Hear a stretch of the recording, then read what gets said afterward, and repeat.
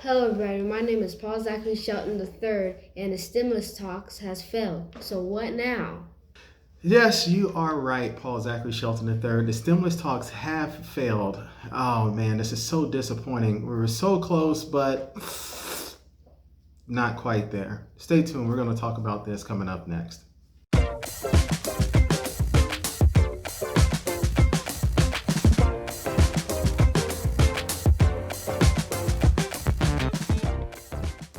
Hello everyone, my name is Paul Zachary Shelton Jr.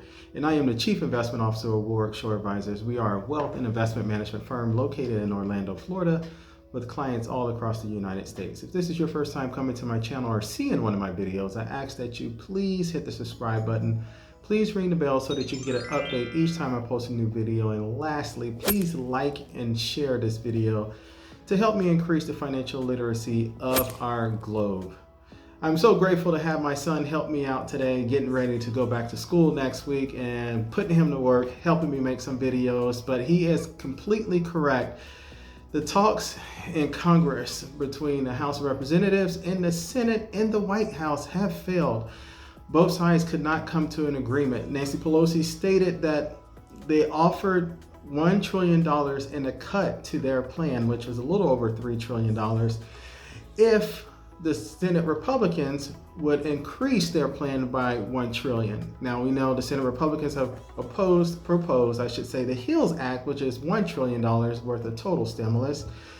Partial of it going to direct payments, unemployment, a good chunk of it would be going to businesses and PPP loans and additional things of that nature. The HEROES Act, which was proposed and passed in the House of Representatives, was a little over $3 trillion. So what they're trying to do is have a common medium, a meeting of the minds. And I'm starting to think that Nancy Pelosi was correct when she said perhaps you mistook them for somebody who gives a damn. Negotiations broke down because they could not meet a medium, could not come together. Why don't the Democrats, and maybe I'm wrong here, try to do a skinnier deal, if you will, get something across the finish line now? I know that there's a larger effort at play, and I understand the reasons for wanting that, but I also recognize the hardship that's out there across the country. I think we agree on those facts. But when you look at the numbers, we did one big package at the beginning. That was important. But remember, we were in an emergency. We know a lot more about what's happening with the economy right now. And what we know is that the annualized GDP reduction, and you know this, Andrew, going to be 33% below what it was. That is not something where you say, let's get a little skinny Band-Aid and put it on it. There's no way that's what we need to do.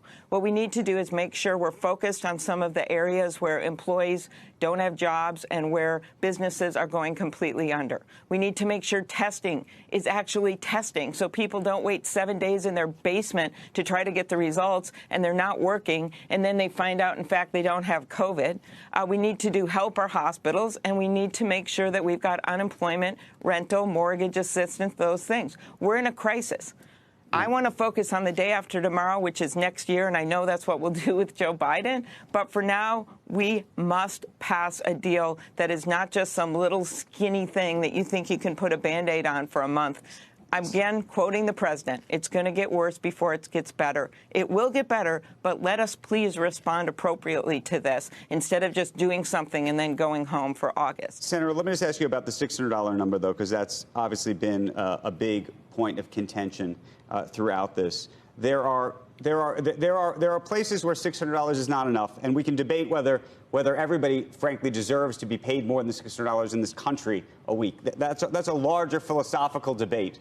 And I know there are Democrats that are having that debate. But I think the question is there are also markets or areas of the country where there are people who are not necessarily going back to work because the $600 is more than they would otherwise make. What do you do about that conundrum?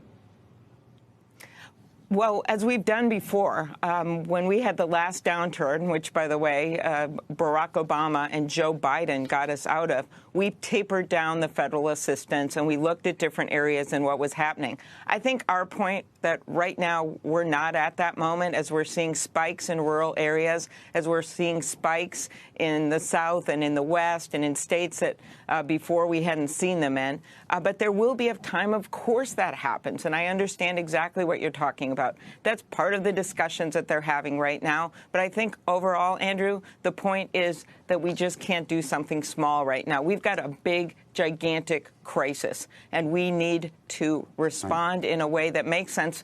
As I said, we know more now. We know that there's areas like tourism, of something I'm working on, the music venues that have been hit harder.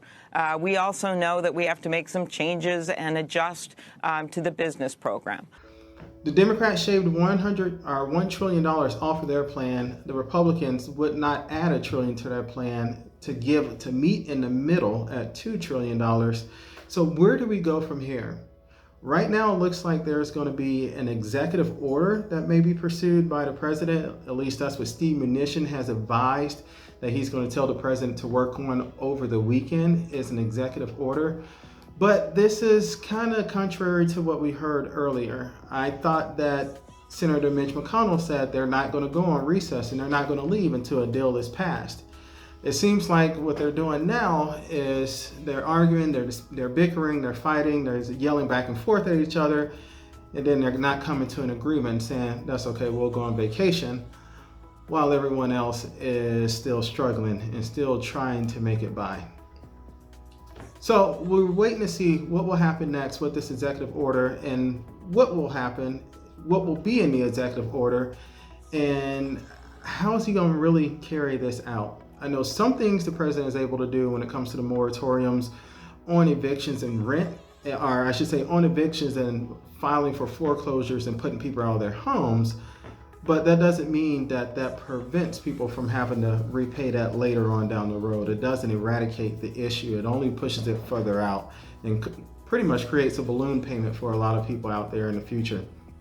Also, I'm not too sure that he can really, draft up an executive order to force a lot of the other things that he wants to get done or that the Senate Republicans want to get done in an economic stimulus plan. So it looks like there still will not be any unemployment insurance that's going to be offered to anyone, or at least it's going to take that much longer for it to happen. There won't be any direct payments that are going to be given, but more than likely there's going to be a focus potentially on corporate America and providing some more stimulus money or aid or support in some respect to corporations to keep thriving while everyone else on Main Street is still kind of suffering. That pretty much sucks and it's very frustrating. If this is your first time coming to my channel or seeing one of my videos, I ask that you please hit the subscribe button and please ring the bell so that you can get an update each time I post a new video. And lastly, please like and share this video to help me increase the financial literacy of our globe. Thank you so much and have a great day.